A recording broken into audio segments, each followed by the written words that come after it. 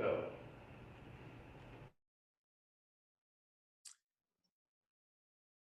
Shall I proceed? The show is yours. Go, sir. All right. Well, welcome aboard here. My name is J.B. Burke. I am the, excuse me, the president of the Prescott Computer Society. My background is that I spent 32 years with IBM. Before that, a couple of years with an IBM customer, and after that, 9 more years with an IBM business partner, and adds up to a total of almost 50 years of doing computer stuff. So I can't seem to stop. Born and raised in Chicago, moved to California for a little while for 36 years, and then moved to Arizona, where I've been here for 16 years now in Prescott, which is north central Arizona, about 5,500 feet up in the air, 100 miles north of Phoenix. These presentations, what I'm going to do today is something I do regularly at our own club about 6 times a year. I go through the internet and I find interesting things and I just foist it off on people. So I will start by sharing my screen and let's see if we can't get going here.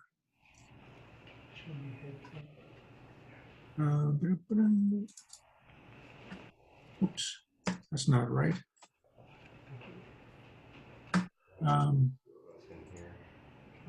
Stop the share, I'm going to try it again. All right, can everybody see that? Strange object on the screen. Got it. Oops. And once again, I'm going to kill it because I need to start it over again because I need to start. There's 2 buttons that I always forget to do when I share.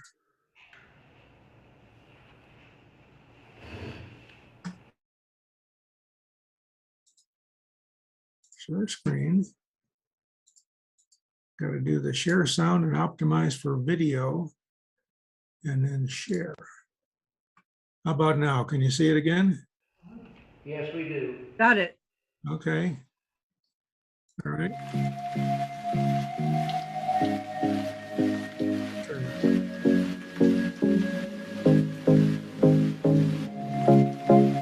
Find interesting things on the internet. This is from YouTube. Downloading them and it's a fractal video. It has nothing to do with the presentation. I just like to have it at the beginning. It's kind of a weird thing to start with. So here's the actual title screen here. JB, Prescott Computer Society, June 26th. There's our little logo kind of a thing there, an APCUG. All right, here's the first slide. This is something, I find this stuff just by browsing through during breakfast and lunch and stuff. And this one here is a website called Today I Found Out. Interesting website. It keeps changing all the time. Oops. Here's a typical page. This is from today. How Hitler's flatulence helped end World War II.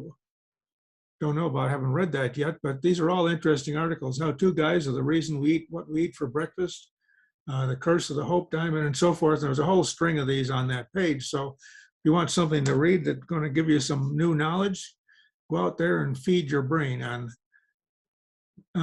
Today I Found Out. I will send this out as a PDF file at the end. Or later today or tomorrow, I'll send you a PDF file and you'll have all these links in there. Any videos will be gone. The cartoons I can't put out there, but the videos will be gone. This guy says, well, after doing my own research about what research really is, I've concluded that my research may require more research. So those of us who do a lot of research, we can probably relate to that. Here's another good one here. This is a good time waster. We'll click on that one there. Now, what are you seeing on your screen right now? Blank. Anybody? Anybody? Mr. Kennedy, what are you seeing? It's blank, blue. Pardon me? Blank. Still got the Zoom? No, nope, this is just a blue screen. I can't hear you. Oops, I got my sound turned down. Yeah, it's just a big blue screen. It's like there's something covering your screen and we don't get to see it. Okay, I will change the share. And I will cut over to this one here. How about now? See the 4 rocks? Yes. Okay. This is a very good time-wasting site here.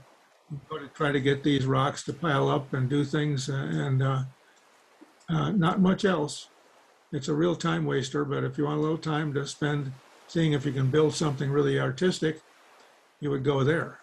So now we will go back to where we were and move on. All right.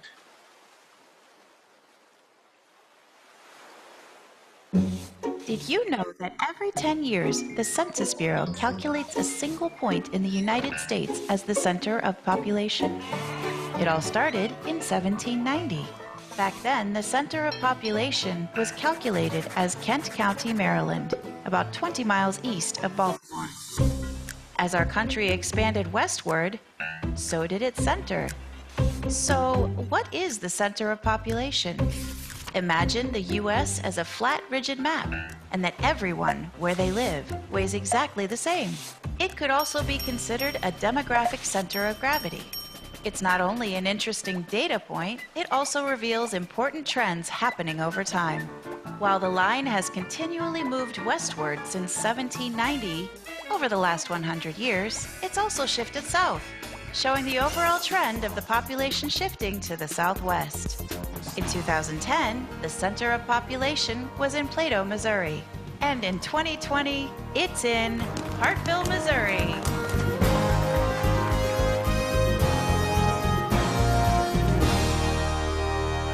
So now we know where we are, and we can pick up from there. All right. From Amazon to Zoom, what happens in an internet minute in 2021? I haven't seen the numbers for 2022 yet. This may not be a lot different. This is from Visual Capitalists. It's a good website for all kinds of interesting things. I run across lots of things on there with graphics, good graphics. But here's the picture of what happens in every 1 minute of the day on the internet. Google products, Google conducts 5.7 million searches every minute. Let's see here, Snapchat, users send 2 million snapshots every minute, Snapchats. Amazon, customers spend 283,000, maybe up now with inflation. Netflix users stream 452,000 hours of video every minute. YouTube streams 694,000 hours of video. Can you imagine that 10 years ago, 20 years ago, could you imagine thinking about someone said, well, you know, not too far distant future, YouTube will be a thing on the internet, and it'll be putting out 694,000 hours of video per minute to so many users. Facebook shares 240,000 photos and so forth. So this will be in there. Just notice all the interesting things going on, all the wild and crazy things on the internet every minute of the day. Now here's something coming up that I think will be good. Michelin is working with General Motors on an airless tyre called the Unique Puncture-Proof Tyre System, or UPTIS for short. Airless tyres, which go by various names, such as non-pneumatic tyres or flat-free tyres, are not supported by air pressure, but rather a rib suspension system, sort of like rubber spokes.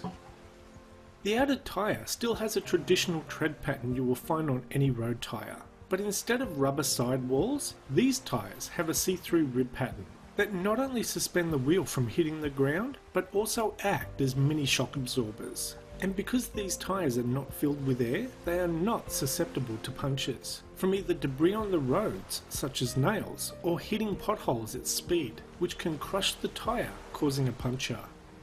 Airless tyres have been around for a while. You can get them from mini excavators, forklifts, military vehicles, and they even make them for bicycles now. But they have not been available for cars before, and unfortunately are not available yet. At the moment, the UPTIS prototype is being put through its paces in a controlled environment, but will move into real-world testing in late 2019, with an expected availability to the public in 2024. The main benefits of these airless tyres are they won't rupture or wear irregularly, they will never need to be inflated or the air pressure maintained, and you will never get a flat tyre.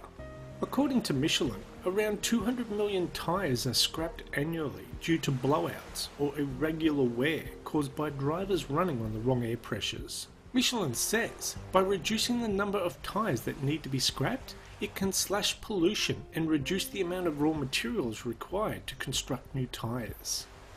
Now I think it's great we're moving towards a tyre that will prevent punches, reduce pollution and resource usage, but how will police use spike strips to puncture the tyres on cars that are running from the police chasing them? You see police car chases all the time on TV and YouTube, and what usually brings down the fleeing car is either a pit maneuver, which is when a police car taps the corner of the fleeing car and makes it spin around, or spike strips which puncture the tyres and eventually brings the car down to its rims, which makes the car uncontrollable and eventually forces the car to stop or slide into a crash. Well, I guess when you consider that more people in the environment will benefit from these tyres than the criminals taking advantage of them, I guess that will be a welcome change. Just means the police will need to come up with some new tactics. Anyway, that's the end of this video. Thanks for watching, and we'll see you next time. Bye-bye. So next time you're planning on running from the police, make sure you got these tires so that you won't get stopped with a spike strip. So that looks like a good idea to me. I'd like to see those on my car someday, but we'll see if 2024 makes it. That's just 2 years from now, and that'll be good. This was a video. This was an image that came out a while ago. Now I know the Webb Space Telescope is getting closer to issuing. I think in July they're supposed to issue their first genuine images of the universe. But this one, at the time when this came out, it showed it compared to what it was seen, how it was seen by other telescopes. This particular star, and so crisp. And if you look in the background, you can see these spiral galaxies all over the place, so clear, and it's going to be some marvelous stuff, I think, from that telescope. And there's the link to that, and probably has some new stuff out there now. And then this is Feel Good Sunday.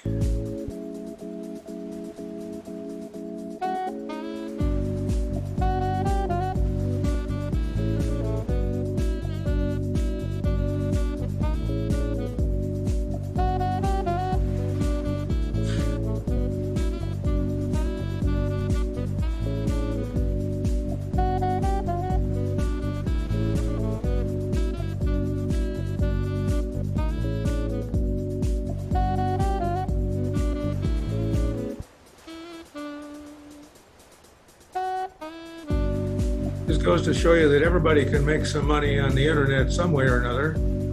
This guy is performing as the Sasquatch. There's a couple of video links to him there. This one I didn't find. I don't know where it came from, but I didn't find it on the internet, on YouTube, but there's others out there. But anyway, just a little relaxing music for Sunday. And here's a guy who says, frankly, I'm less worried about the house and more worried about his vaccination status. Got the wolf trying to blow down the little pig's house there. And this one, Dragon Scales, Lizard Nails, Alakazat. Program has stopped responding. Yep, even the Wizard of Id has problems some days with his computer. Right, here's 20 of the most important moments in internet history to get us an idea how we got here. The odd thing to me is it seems like in 1969, I was already working for IBM. I was out of college, I had moved to California, I was working for IBM, I was married, and I had a house, and yet I didn't even realize at the time ARPANET was just going online, which became the beginning of the internet. A few of these other ones here, the first .com was in 1985, Symbolics.com. It was the year before HP and IBM got on there. Today there are over 150 million .coms registered online. The World Wide Web goes live in 1991.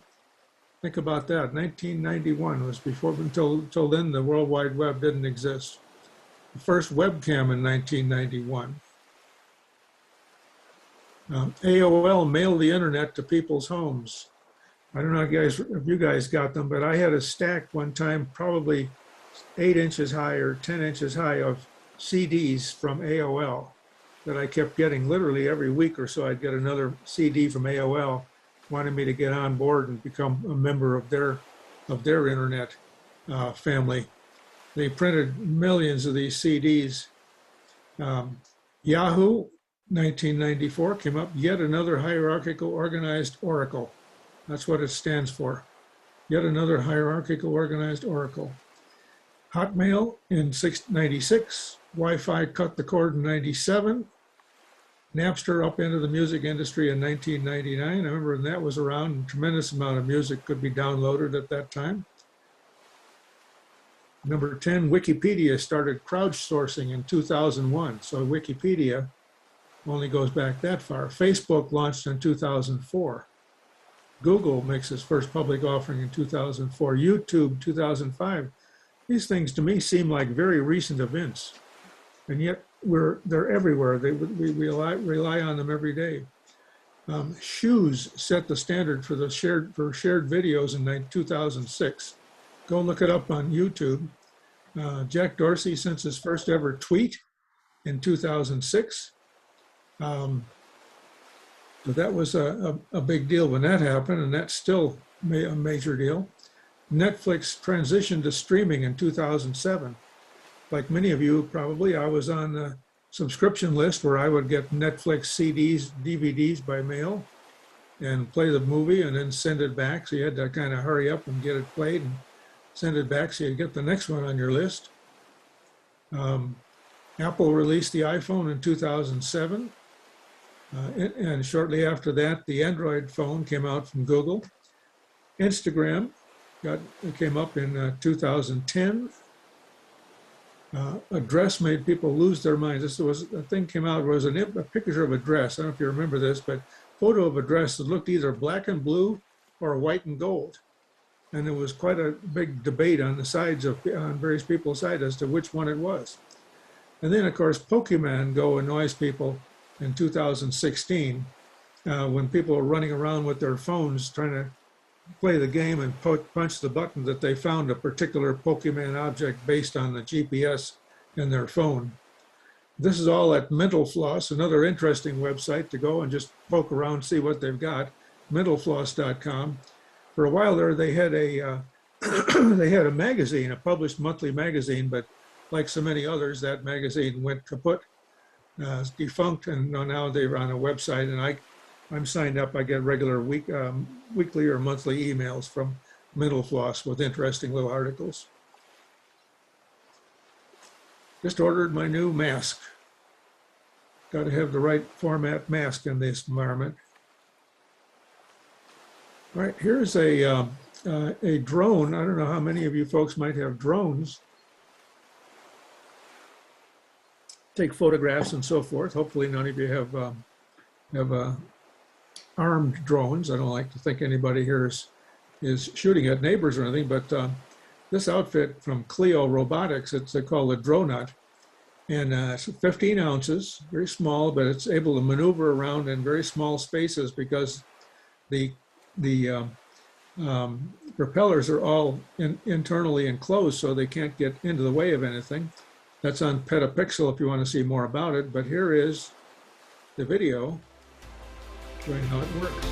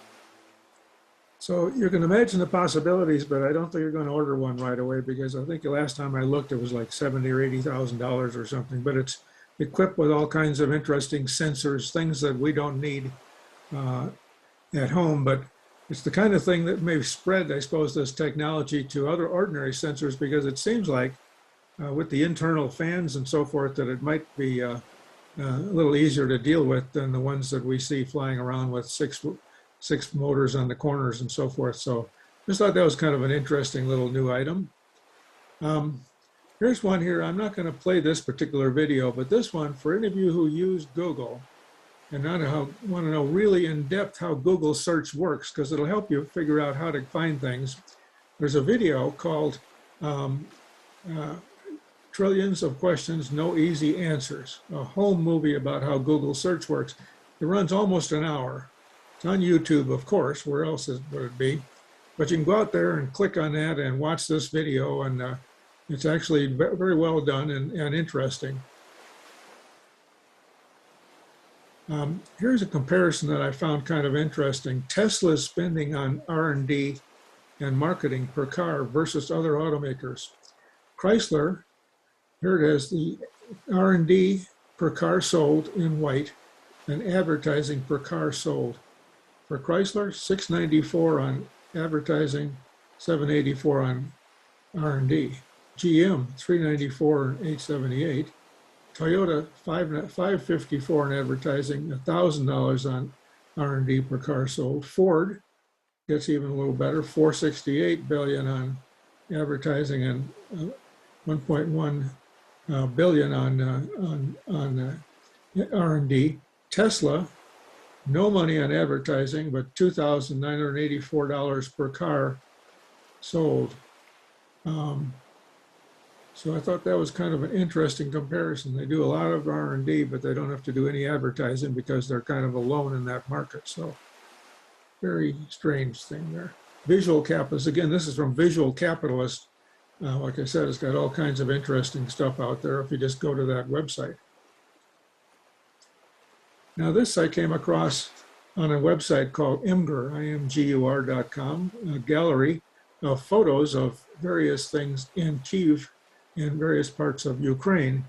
Now, how much of this still is standing at this point is hard to say, but these were some things, some amazing architectural things. This is the St. Vladimir Cathedral in Kyiv from 1862 to 1882 is when it was when it was built. Here is the exterior of the St. Vladimir Cathedral. Quite amazing structure. The House of Sciences in Lviv. Amazing internal, beautiful architecture. Turn of a century architecture building in Ukraine. St. Andrew's Church. I don't know where this is. This might be in trouble. I'm not sure. St. Sophia's Cathedral in Ukraine, Bell Tower. And this is in a part of Kyiv, houses in Comfort Town, Ukraine. Comfort Town. Now, whether Mr. Putin has maliciously targeted those, I don't know. I'd have to go and do a search and see, but they're pretty amazing, bright colored houses, and his mindset seems to be that it's good, it's important to blow up people's housing in Ukraine. So hopefully this has spared that. And a young lady.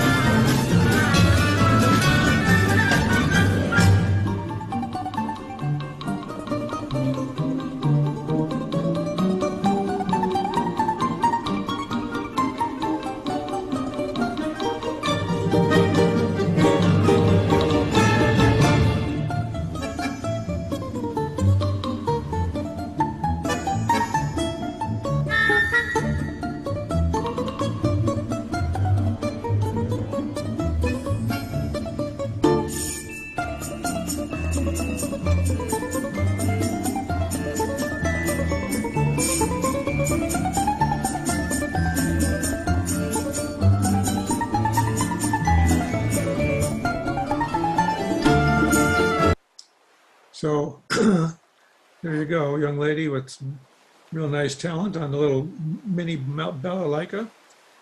Here's the address for that video. It'll be out there. The address will be there. I'll delete the video because it makes too big a file on the presentation, but you'll still be able to get it. There are some charities I found to help donate to Ukraine Relief Fund. Do a Google search, where to donate for Ukraine relief. That's the easiest way. And found these sites that gave some lists of Ukraine relief efforts. So found these a while back. Now here's an interesting one. Young lady called in to handle some bees in a garbage container in a trash can. She found the queen. More bees in the container.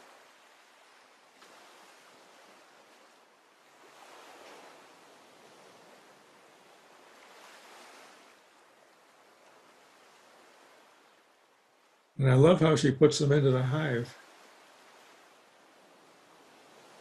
She got the queen.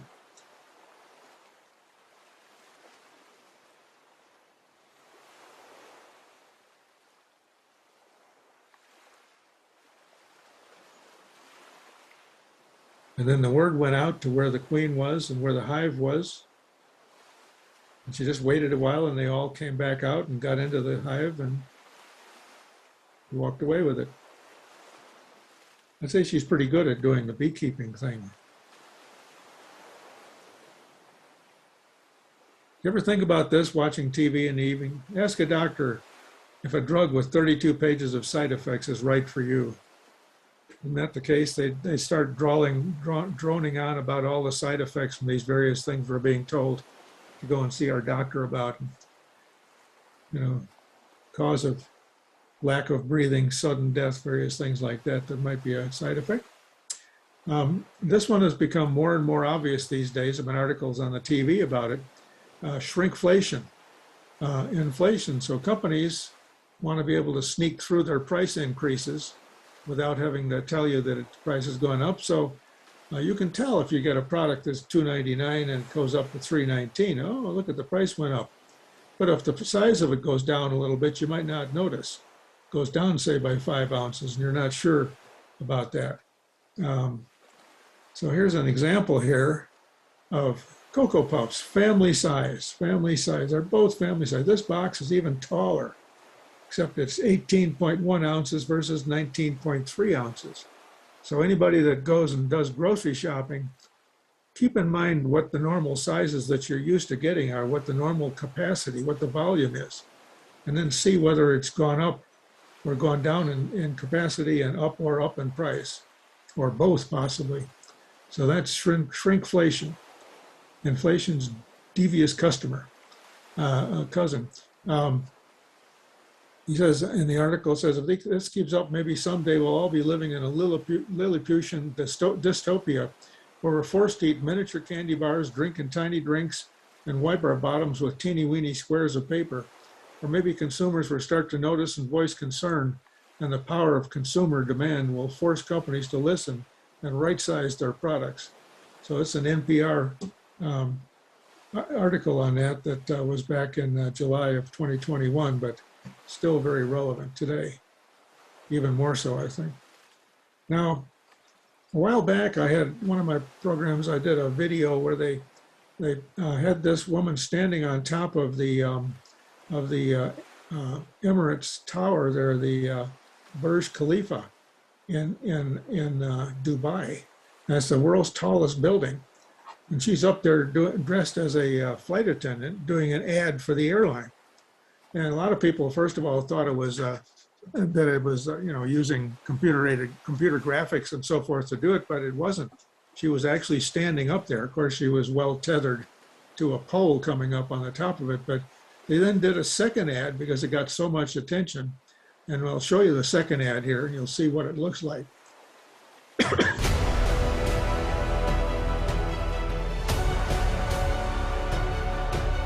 Hi, Mom. I'm on top of the world.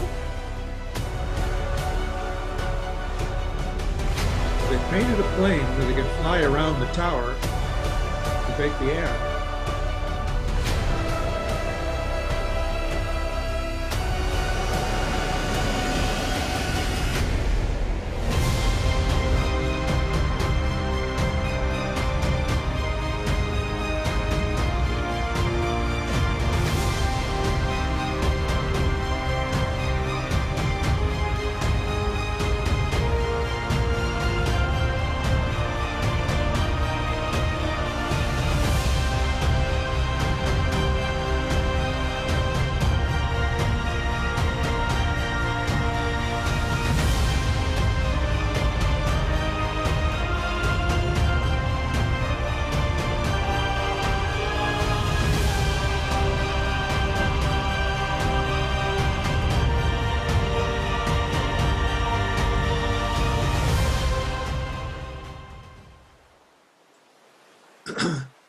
Now, from the previous video, they pointed out that it took seemed like it was 30 or 45 minutes climbing stairs after she got to the top floor by elevator in the Burj Khalifa, still had to climb up through that additional tower a very, very long way. This young lady who did this particular commercial is actually a skydiving trainer from England. She's a UK skydiving instructor. And so apparently she had pretty good head on her shoulders for not being terrified, for being thousands of feet off the ground, standing on a little platform. And they flew that plane at a very low speed, a very large plane at a low speed, so they could make that ad. So I will never, very likely, ever be able to fly on Emirates Airline because it's a very fancy airline and very expensive and has wonderful service, I'm sure. But unless I was to win the lottery, I probably won't be able to fly it. And unfortunately for me, since I don't buy tickets on the lottery, that's cutting down my chances even more. So I'll probably not be able to fly there and see the Burj Khalifa myself. This was a nice little one here, a very brief list of books to read before you die. Number 1, any book you want. Number 2, don't read books you don't want to read. Number 3, that's it. Number 4, congratulations, you did it. And I like these replies here. I really like this list. All my favorite books are on it. And this one here said, thanks, I worked really hard on it. So there it is, the list of books to read before you die. This is part of your bucket list here. Any book you want. Okay, here we go. This is just showing that Superman can really fly.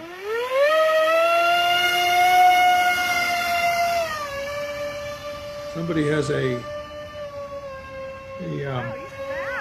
remote controlled airplane inside of a Superman dummy, which is kind of cool because Wow.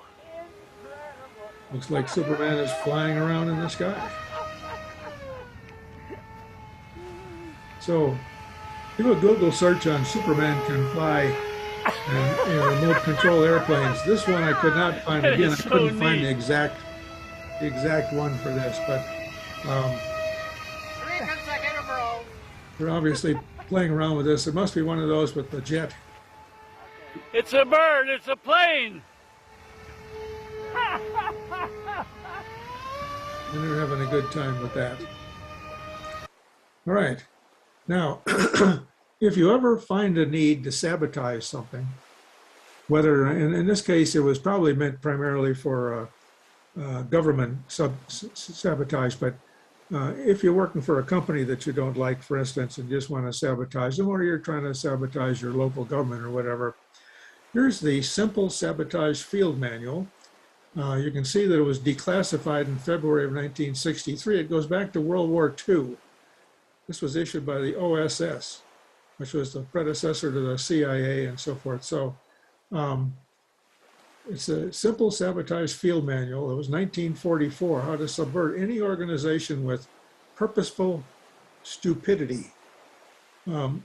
Organizations and conferences, it says. For instance, if you're in there, say you're one of those who is trying to sabotage, you say, insist on doing everything through channels. Never permit shortcuts to be taken in order to expedite decisions. Make speeches, talk a long time. Refer all matters to committees for further study and consideration. In other words, bog everything down, slow things down, make sure that all the I's are dotted and the T's are crossed and all the signatures are gained, just to slow things down. So if you were, for instance, in the French underground during World War II, and you happen to be working in some particular factory and you wanted to slow things down, you can do that. For managers, in making work assignments, always sign out unimportant jobs first and see that important jobs are assigned to inefficient workers. Seems like in a lot of cases that's the way it works anyway, but do that. Insist on perfect work and relatively unimportant products. To lower morale, be pleasant to inefficient workers, give them undeserved promotions. Hold conferences when there's more critical work to be done, and multiply the procedures and clearances involved in issuing instructions. So again, slow things down. And for the employees at the bottom line, employees on the line, work slowly. Contrive as many interruptions to your work as you can. Do your work poorly and blame it on bad tools, machinery, or equipment.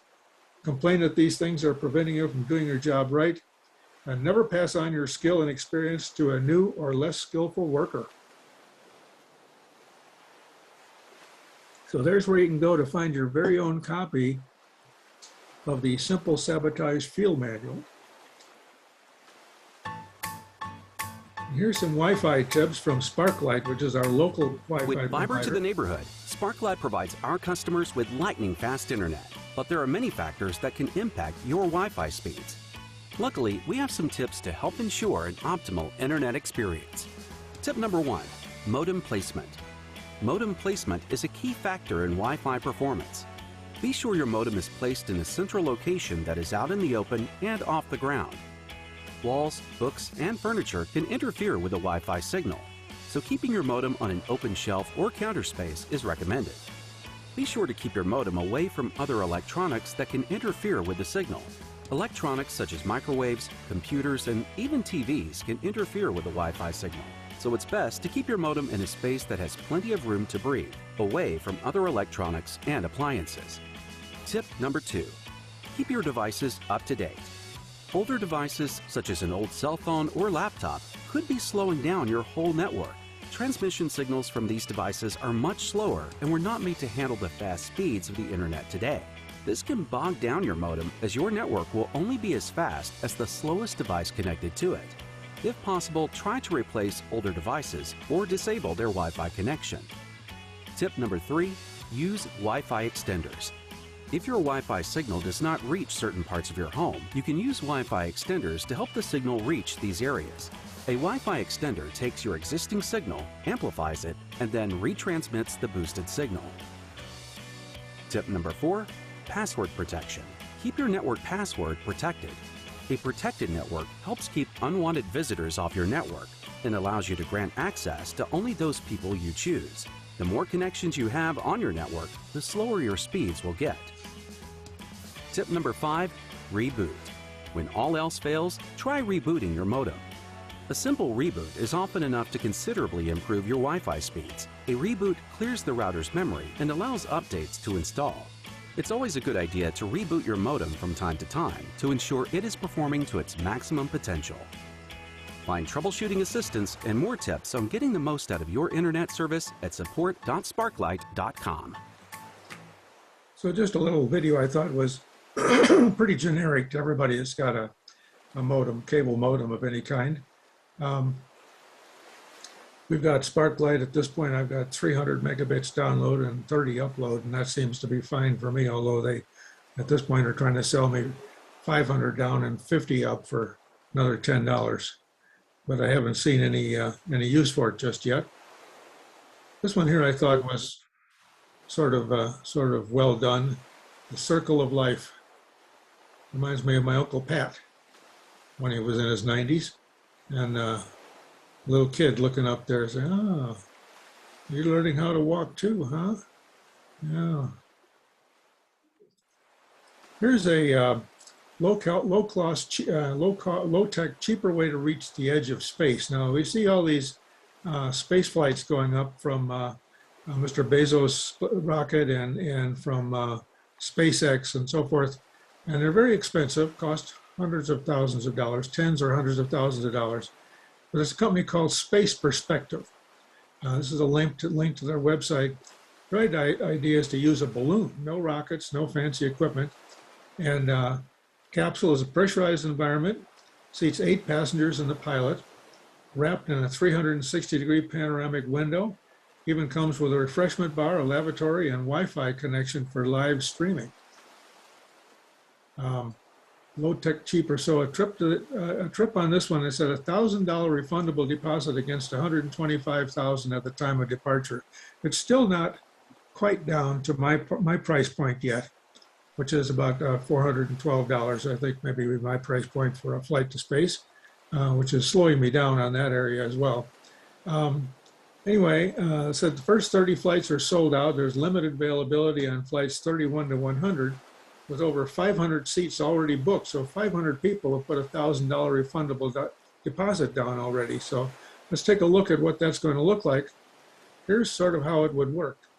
Lifting off from the launch pad, probably I think in Florida, going up to about 100,000 feet. Now we fly at 30,000 to 35,000 feet. This will be 100,000 feet. So it's 3 times as high. And it'll be up there for 2 hours. So this is not one of those things where you get up to the top, the apogee, you level off, you get a 5 minutes of weightlessness and then come back down again. This is 2 hours, no weightlessness, but 2 hours to observe your surroundings and the curvature of the earth and so forth.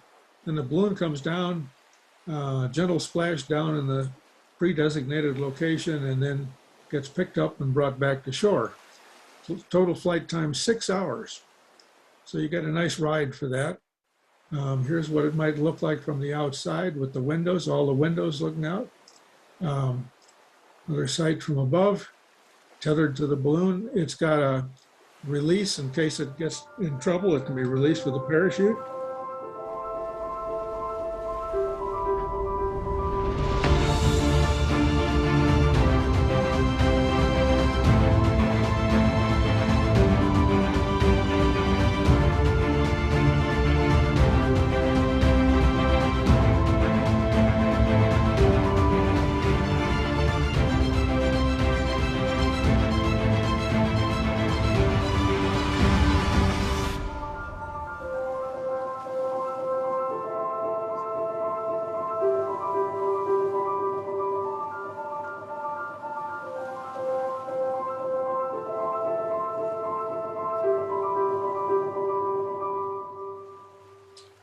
So jump right on it. Those seats are going fast.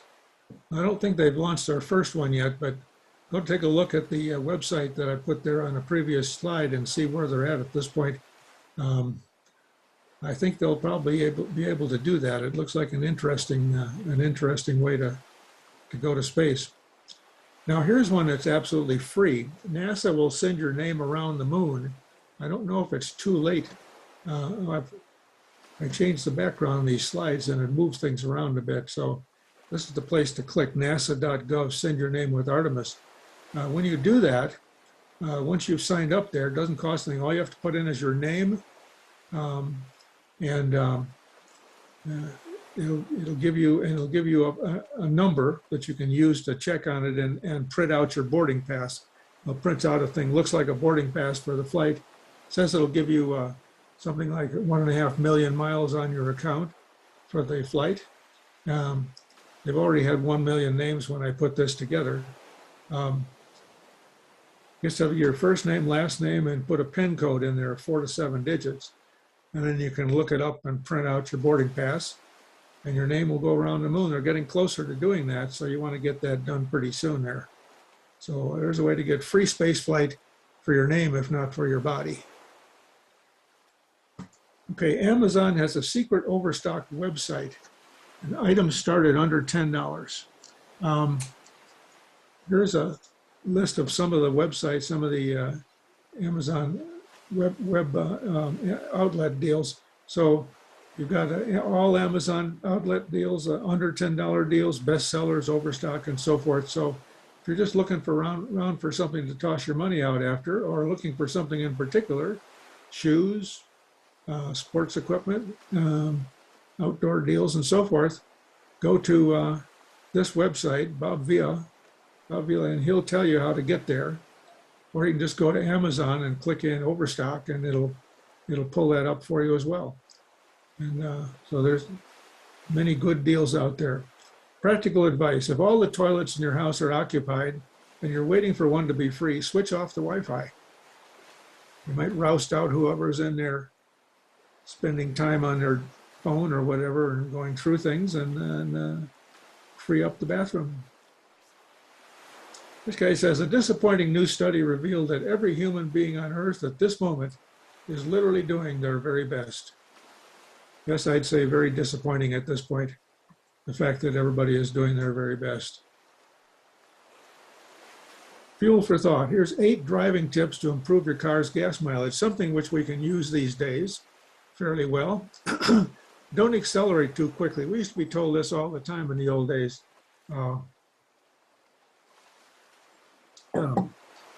Toyota recommends a 5-second acceleration to 15 miles an hour from a stop.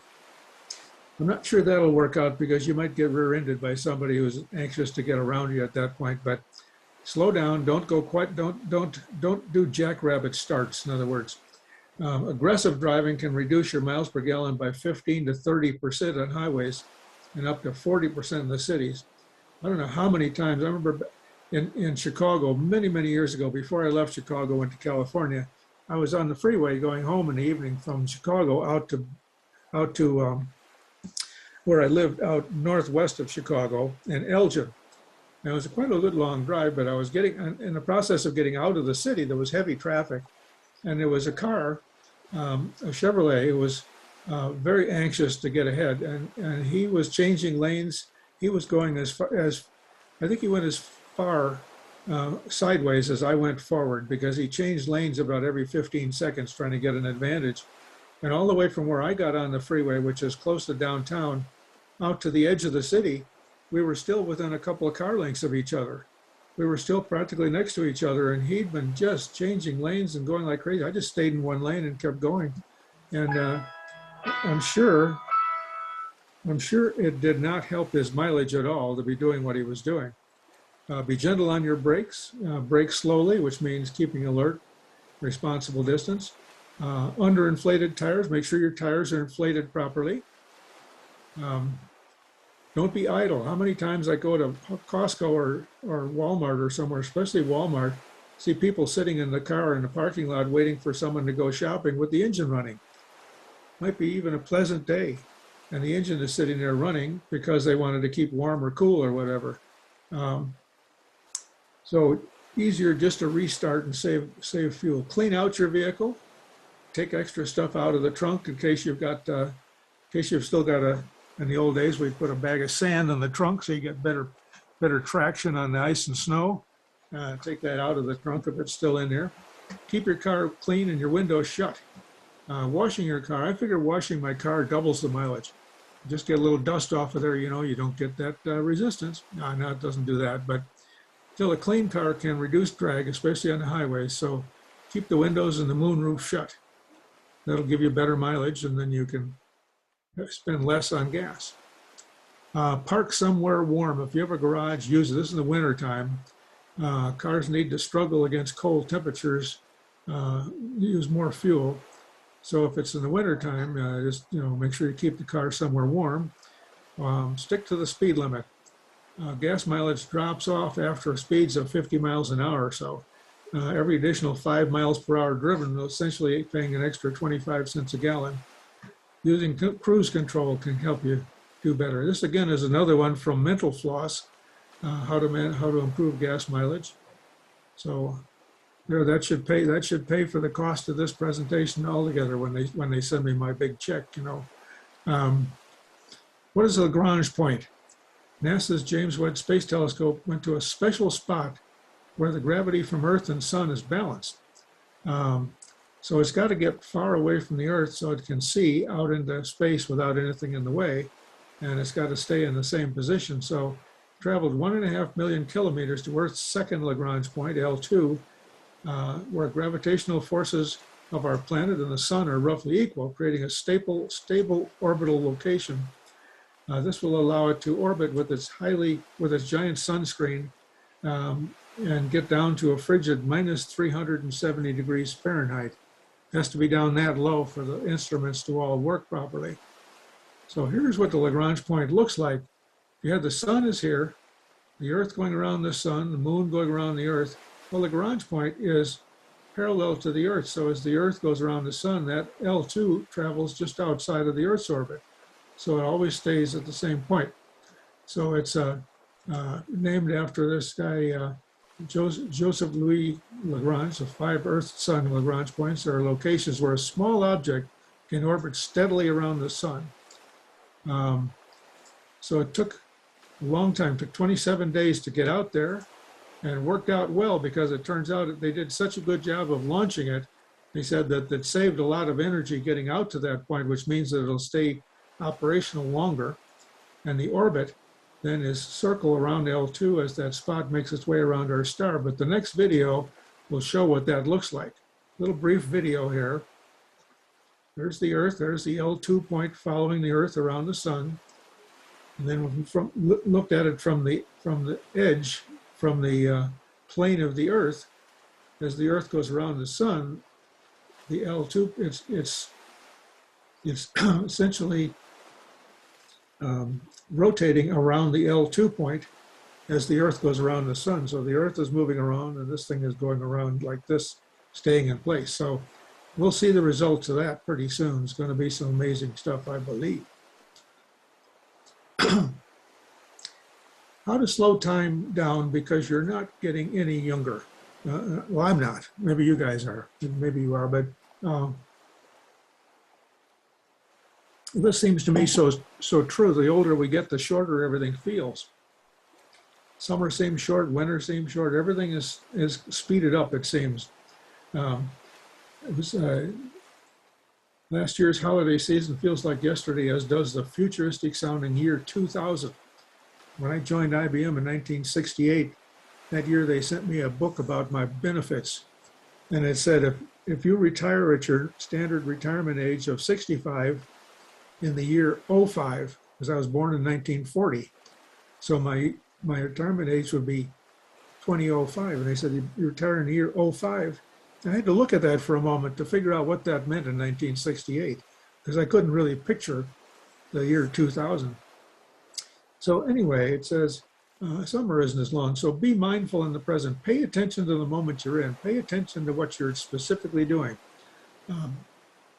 Be fully present, both cognitively and emotionally. You have to really practice on this. Could mean anything from observing every nuance in your friend's words to the environmental details around you. One study showed that meditation experts had a better perception of time, and others showed that those who practiced meditation felt like time lasted longer than people who did not meditate. So seek novelty and new experiences. New experiences cause the brain to write down more memory. It's why you remember maybe things on your vacation more than you do things that went from day to day when you're home. You travel somewhere for the first time, it seems so much longer than when you're on the way back. So it makes time last. Same thing when I remember that when I went to, I had an IBM appointment in an IBM thing to do in Singapore way back when. And boy, we got over there. It seemed like it took a long time to get there, but coming back home, boy, it seemed like longer when you're on the way back. So nothing wasn't the exciting stuff coming up anymore. Challenge yourself and engage your brain. Example, my longest days are often Mondays because I study what happened the previous day in the NFL, then watch Monday Night Football, and then analyze further and make some detailed predictions. Longest days are Mondays. Stop multitasking and focus on one thing at a time. Multitasking is a myth. They used to tell me in IBM back in the old days when I was working in the IBM office, they'd say, boy, you're great at multitasking. You can do all these different things, but really it's switching. You're just switching between tasks, and it's not really that productive. I know for me, for instance, grandkids will be watching television or listening to music and studying at the same time. I can't do that. If I'm going to watch something on television, I got to do that. If I'm going to read, I've got to do that without the television. I've got to focus on what I'm doing. Don't always say yes. turn down things if you're getting too busy. Spend more time just relaxing and doing and paying attention to what you're doing. Hold your breath, rest, and let your mind wander. You can mean practicing some moments of daydreaming or reflection, such as 5 to 10 minutes of mind wandering to really stimulate the default mode network in your brain. So relax, take some time off, and just think. And that's hard to do. I mean, I try to put these presentations together, try to spend some time thinking about what I'm going to do, and you just have to really stop for a while and do nothing and get it going. Travel very fast. Of course, you can do that. This will make time last longer. If you travel close to the speed of light, time will slow down for you, but that's not something you're going to be able to easily deal with. And then make good memories, intentionally capture details of things that are going on around you. Developing the right type of mental snapshots can stretch 10-minute experience to 10 years or a lifetime. Consider not taking photos. If you're taking photos incessantly while you're on vacation, you may be missing what it is you're photographing.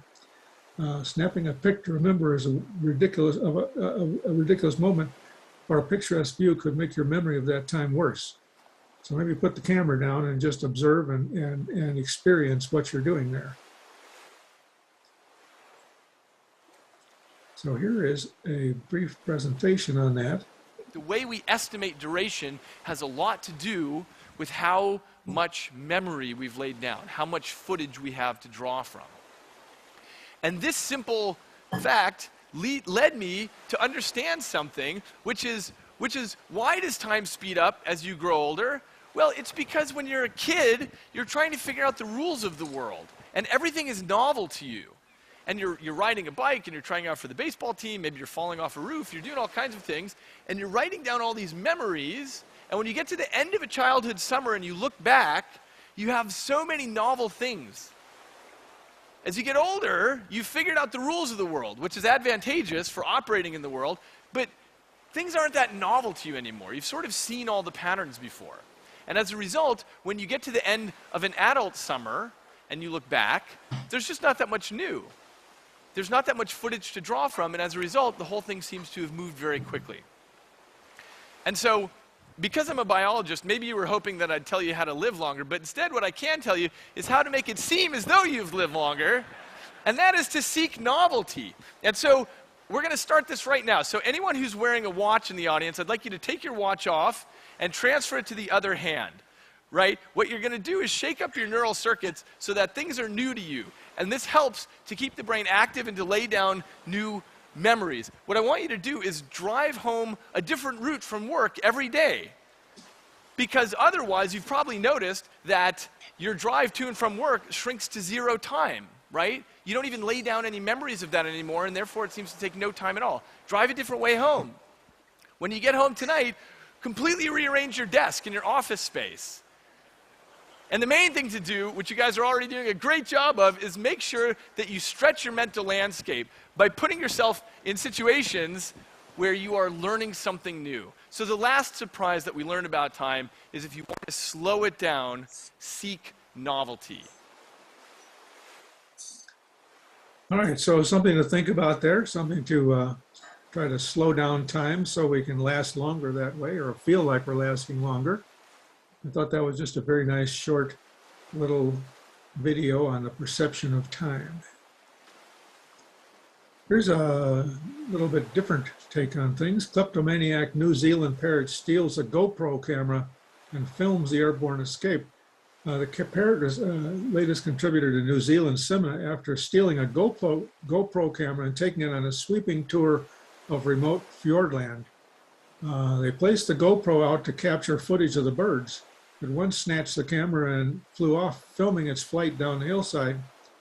The GoPro captures the airborne escape. So it's a really kind of a cool little video. They wanted to take pictures of the birds, and the birds wanted to take the pictures themselves. So here's how it worked out.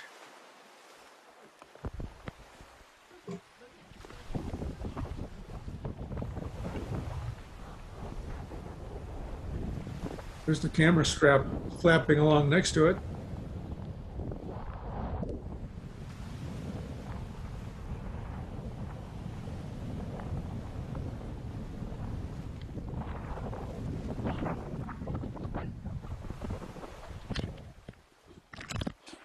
the bird landed, dropped the camera, chewed off part of the strap. I found it! Geese! And then they went, sent the kid out to find the bird, find the camera. So they got a little bit extra footage for their video there. There's an article that talks about what the symbols on the US $1 bill means. There's all kinds of different symbols on there. How often have you looked it over and wondered what's behind its symbol and designs? Why do they have a star at the end of the serial number? Why is the US dollar the world's currency, and so forth? Why did the US experience a coin shortage, and so forth? So it's a flipboard, but it's actually on howstuffworks.com. That's another good one to look at, How Stuff Works. These are a couple of the images from the article, pointing out a few of the things: Federal Reserve District Seal, the note position, US Treasury Seal, and so forth. So all this stuff is explained in the article. A couple of the other symbols from the article, showing the extreme close-up of the obverse and reverse of the symbol there. I went, and I'm not sure where it is here. It's on my desk somewhere now. I saw that, and I thought it's kind of interesting. I should have a coin like that. So I went and found on eBay a coin with the obverse and reverse of the Great Seal of the United States on it for $4 or something on eBay. Not a valuable coin, just a little plain thing, just for the heck of it. I'm just that kind of person who will go off shopping when he sees something, and it's dangerous. Believe me, it's dangerous.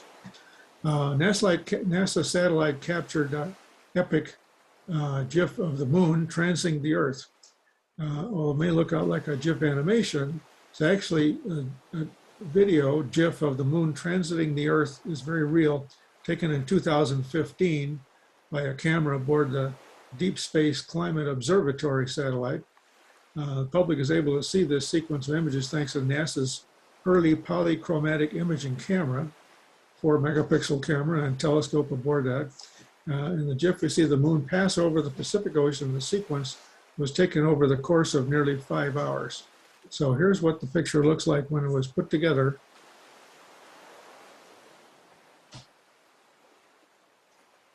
It was taken over the course of 5 hours, picture from beyond the moon, obviously, of the moon going over the Pacific Ocean. So in case you never get there yourself, this will be something you can know. You'll know what it looks like. We may not get there ourselves to observe that, but just for the heck of it. This was an interesting one. Here's one of these. You run across optical illusion. It says, go ahead, find the curved lines. And look at that and see if you can find where the curved line is. And it's always, I think, just ahead of where you're looking. So spend some time at that. This will give you something to give you time to relax and do nothing for a while, help make time last longer for you. Just sit there and observe and try to find the curved line. Fishing is very popular these days. This was a nice fishing message I got recently. I get a couple of these a week, it seems. From CenturyLink, it says, CenturyLink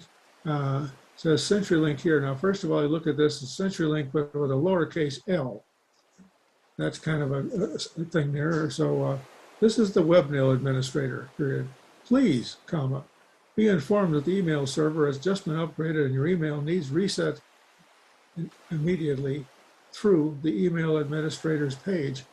Now, why it has a broken line there instead of adding the email to this line, I don't know, but needs to be reset. That's not there. So read these kind of messages. First of all, make sure whether they make sense, whether they're grammatically all messed up. And once you've completed this, you'll be able to manage your account whenever you want. But if you hover over where it says click here and look at the bottom of your browser, of your email, this is what you'll see. In this case, egala.link/, that doesn't look like CenturyLink to me. It looks like Egala, whatever Egala is. And you'll find some of them. I had one the other day that came in and it was from Luxembourg. So the website was in Luxembourg. So if you're on top of things, if you pay attention to what you're doing, look at these these links and so forth by hovering, not clicking, just hovering, then you'll stay safe. Remember, the most of your protection is in your brain. All right, using 10,000-year-old technology, these earthen homes could resist fires and hurricanes. This is how they built the Great Wall of China. Made from compressed dirt, these blocks offer a sustainable alternative to bricks and concrete. A company called Advanced Earthen Construction Technology has been building compressed earth homes for over 30 years. Their machine can churn out 480 blocks an hour, giving enough users enough to build an entire house in one day. And so it's an interesting process, but let me show you how it works.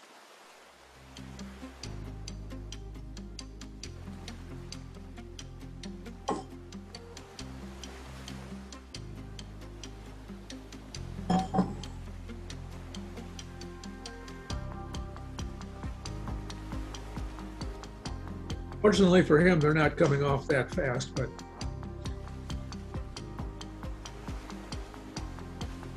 you bring an earth block machine to your property and you source dirt either on your property or within a couple miles away, and you can make these blocks for almost nothing. Let your imagination be your guide, but you could have a 20-inch thick earthen monolithic wall system that is just going to be there 1,000 years from now.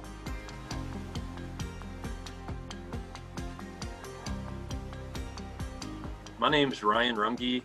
I own a company called Advanced Earthen Construction Technologies in San Antonio, Texas. This company's been building compressed earth block machines for almost 33 years. These compressed earth blocks are earth, dirt, if you will, that has been compressed at about 1,200 to 1,800 PSI, pretty high pressure, and compacted into a really dense, sturdy building block. It's kind of a new spin on Adobe, which we've been building with for 5,000 years. There are easily, 1,000-year-old earthen buildings still standing all over the world.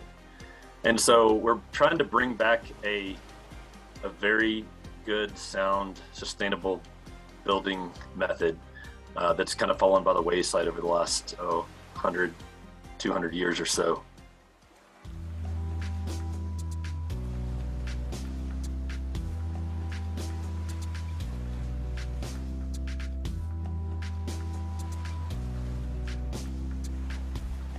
There's two types of compressed earth block. There's unstabilized, which is just pure dirt. You can take it right out of the ground, throw it in the machine, and a block comes out.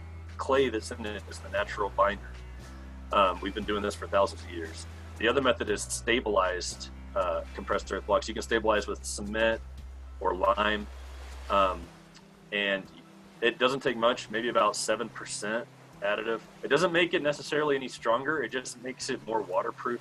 It's probably easier for builders to transition to cement stabilized blocks, which really behave closer to concrete, but still have all the breathable properties and the eco-friendliness of the compressed earth blocks. They still look like a compressed earth block.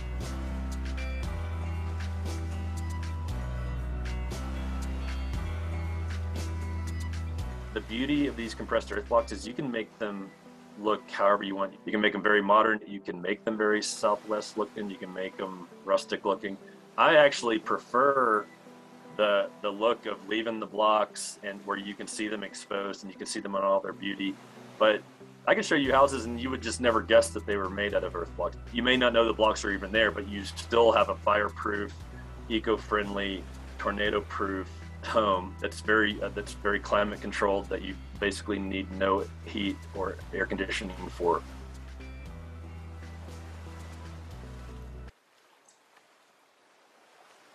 Before I moved to Arizona in 2005, 2004 actually, I spent quite a lot of time looking at what various building techniques might be interesting for a new house. And I found some really interesting ones, the hay bale housing with gunite, and this one for this kind of block and so forth. But there's literally no one around that building houses like these. You have to literally go to the area where there are some people building it. All the labor, all the expertise in any given particular area is typically for wood construction with wood frame construction with normal, normal 2x4s and so forth, or with metal metal framing, or with brick. But there's very few people actually doing any of these interesting construction techniques, even though they're more efficient and could be better in the long run. Here's a little more information here now, how to get phone calls without sharing your real phone number. Kim Commando in a special to USA Today says your phone number is probably all over the internet by now. No matter how long you've had your phone number, it's never too late to start being more discreet with it. So there's an article on USA Today about how to do that.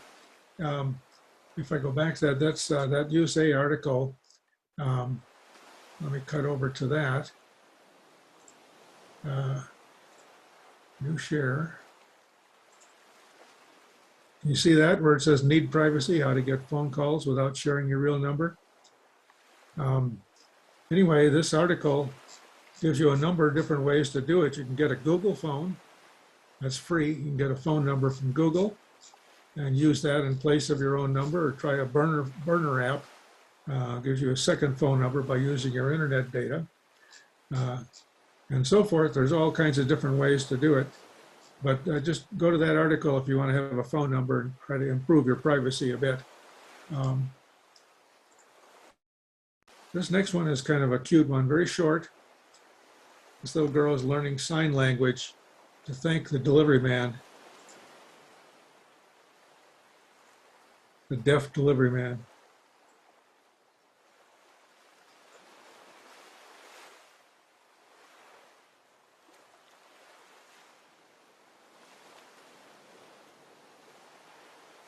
And like with any language, just think if you had reason to get someone in the family was deaf or something, to teach somebody that age sign language, they could learn it probably in a month, where it would take us a long time. But this little girl is out there and she's just learning how to say thank you to the delivery man for the package.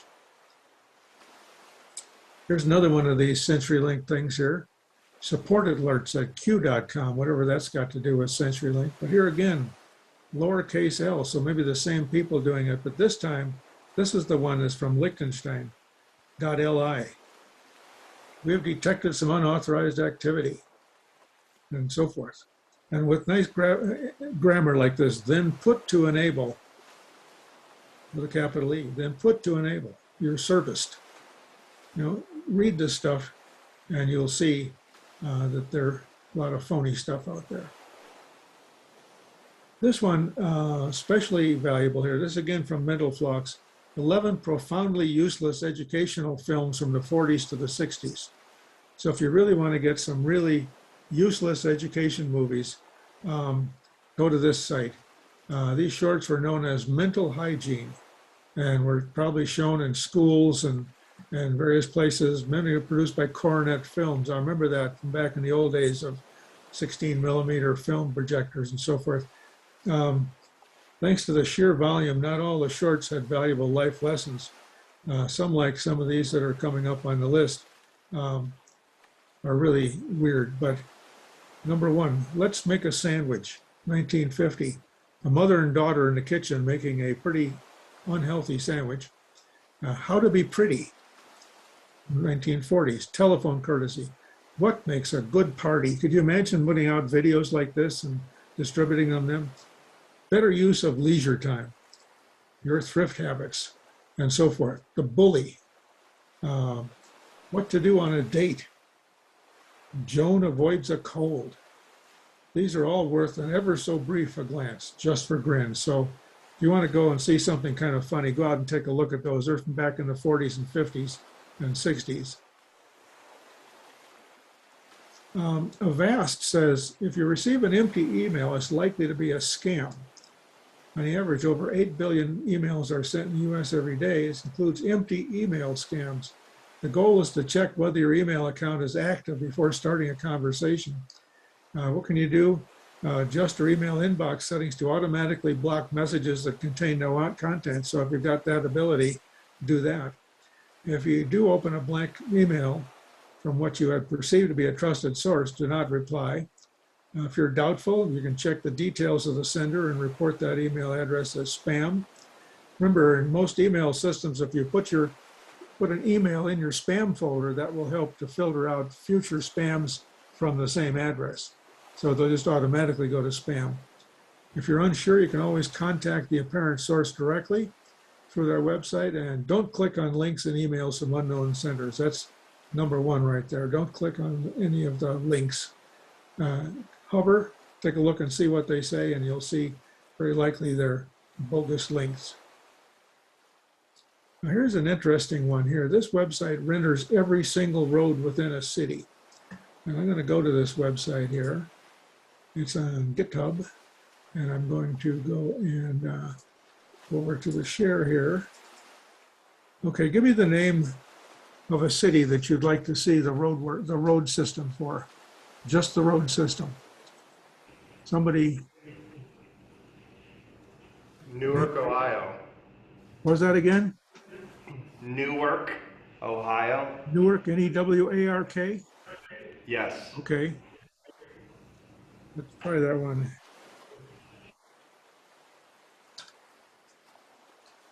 Let's see how it does. Licking County, Ohio.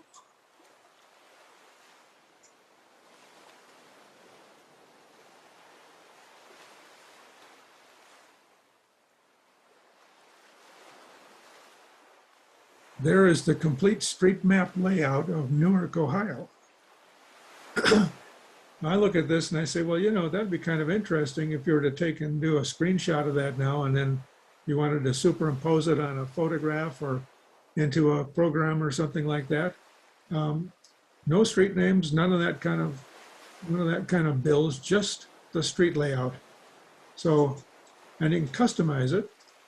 You can change the background.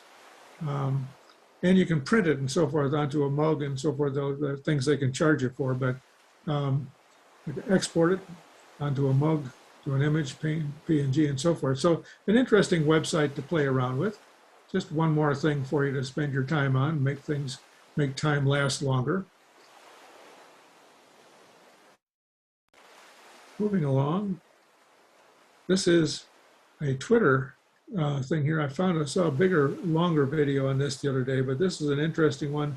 These folks are working on a robot to give it human-like appearance and actions. So I'll go to that, I think.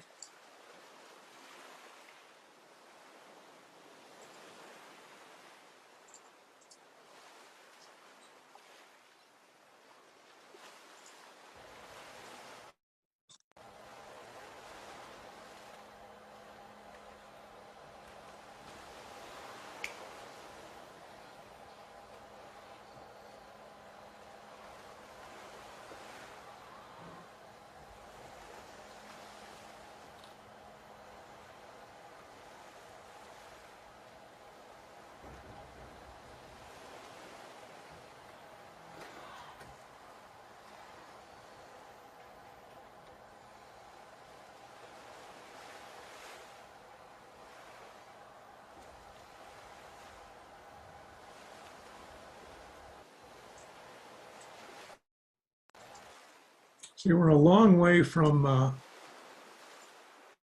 human-like robots with intelligence and so forth, but on the one hand, the artificial intelligence is moving forward. Companies like Boston Dynamics are building robots with functions that can run and jump and do various things, and this company is building robotic exteriors that make it look human-like. And at some point, if all that stuff starts to come together, could be very much science fiction like. This one is very realistic looking already. Obviously the gray skin kind of gives it away, but in all the mechanics, but interesting stuff they're doing on human-like activities. Here's just a tip for life. Tip your server, return your shopping cart, pick up a piece of trash, hold the door open for the person behind you, let someone into your lane. Small acts can have a ripple effect. That's how we change the world. So just be kind to the world around you. Here's Carl Sagan's Pale Blue Dot. That's here. That's home. That's us. On it, everyone you love, everyone you know, everyone you ever heard of, every human being who ever was, lived out their lives.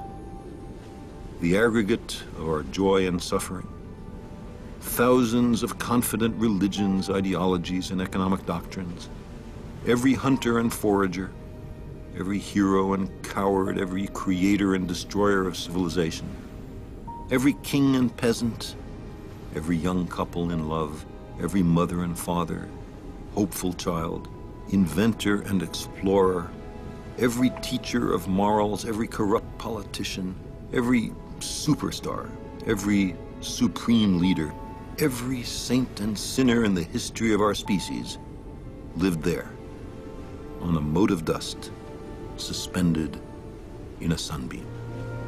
The Earth is a very small stage in a vast cosmic arena.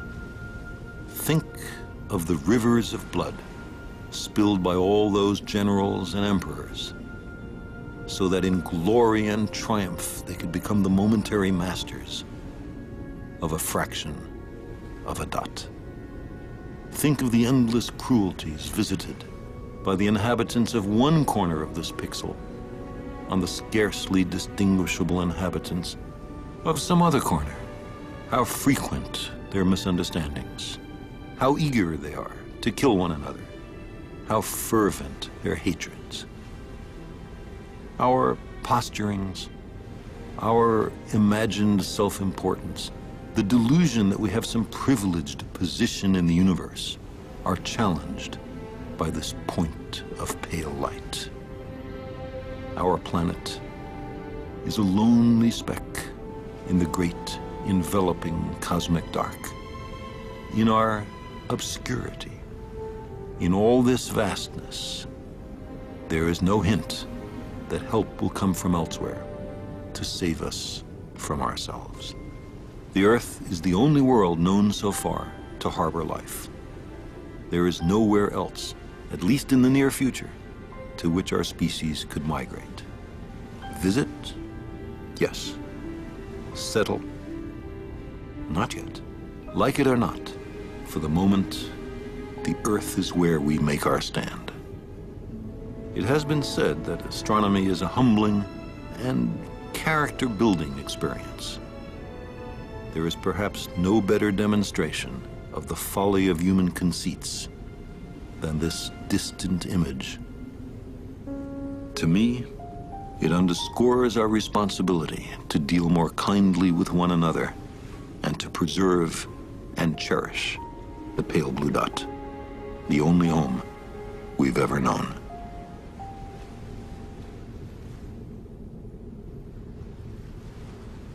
Now, Carl did that quite a long time ago, but I think it's still very relevant. Then this happens, the end. So there you go. Any questions? Hello, Mr. Burke. I believe maybe I might have an answer instead of a question. At one point you said you went looking for Superman. I found it under Superman Flying RC model. Ah, okay. Superman Flies RC model, yeah. Yeah, it's a clearly a disguised RC model. If you look around too, there's some other ones. I think there's ones that look like Captain Marvel and various other superheroes, things that you can put around your RC model, and you don't want to just have a regular little one with wings flying around, you know. You can make it a little more personalized. And I suppose people build ones themselves as well. Thank you for that. Anything else? I'm seeing folks in the room there. Anything else we can talk about here? I have another thought. What's that? When you were talking about the piece about the tires that did not have inflation. Uh-huh. You sounded like you might be interested. Yet once you went to another part of your presentation and you started talking about tire inflation and drag and gas mileage, it almost sounded like you were talking against this item because of the drag and the difference in tire pressure. Well, no, these tires, the nice thing about those tires would be that you wouldn't have to worry about the tire pressure. With those tires, it'd be always constant. The tire is solid. It's got those ribs that hold it at the same equivalent to an equivalent tire pressure. But with regular tires like we've got now, you have to be sure that you've got the tires properly inflated, or it can have a big effect on your mileage. So no, I'm in favor of both making sure we have proper inflation now. And if those tires come out, I would like to have them, because then I wouldn't have to worry about my tire inflation. Be one less thing to worry about in terms of driving, and wouldn't have to worry about driving over a nail. I've had that happen a couple of times in the last 10 years where I'd end up with a flat tire and you take it in and sure enough, there'll be a big nail stuck into it, and sometimes it kills the tire. And that's when the tire ends up on the pile of junk when the tire still had mileage left on it, and that's part of the rot, part of the trash that gets created when you've got tires that have air that goes flat, goes punctured. Yeah, no, I'm in favor of both, making sure your tires are proper pressure now, and the new tires, those new ones would be a great alternative someday. I'm sure they'll be very expensive when they first come out. Thank you. Yeah, I would guess they'll be very expensive. Anything else? Yeah, one comment about those tires, like you just said. Uh-huh. I've just checked on all of that for my lawnmowers, for my zero-turn mower. These things are like 5 to 10 times more expensive than a regular tire. The other problem you run into if you run them on a car, the tire and wheel are one assembly. That means if you want to change wheels, that's it. I mean, there's no way you can change a wheel tire combination without changing a whole new tire and wheel assembly. They're one piece. You can't take them apart. So the expense of these things is phenomenal at this point. Plus, you can't change wheel tire combination. Whatever you get as a set is a set. That's it. You understand what I mean? That you normally on a regular car, you can change the rim and the wheel separately. You can't do that on these. It's an assembly. Well, it's with something that's new, there's always things that need to get worked out, and I'm sure that will be the case here. We'll have to wait and see what happens when they arrive, but if they turn out to be very popular, there will be things done to make sure that they are functional as well. I can't predict the future. It just looks to me like a good idea to have a tire that can't go flat, and we'll have to wait and see what happens with it. But I understand. I hear what you're saying. There's going to be problems with everything new that comes along. Remember the first PC I got from IBM? They were running $4,000 or $5,000 for a tiny little thing that didn't do much of anything. And now there's tremendous capability and many different form factors. So we'll have to wait and see. Anything else?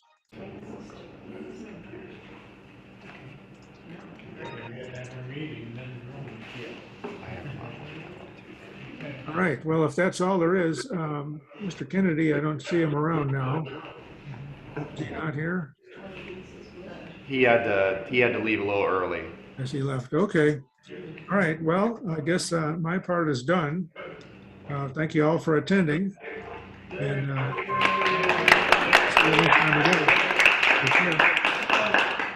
thank you. Bye-bye. And I will send off the PDF of this in a day or two. Okay. Bye-bye. Okay. You stop recording?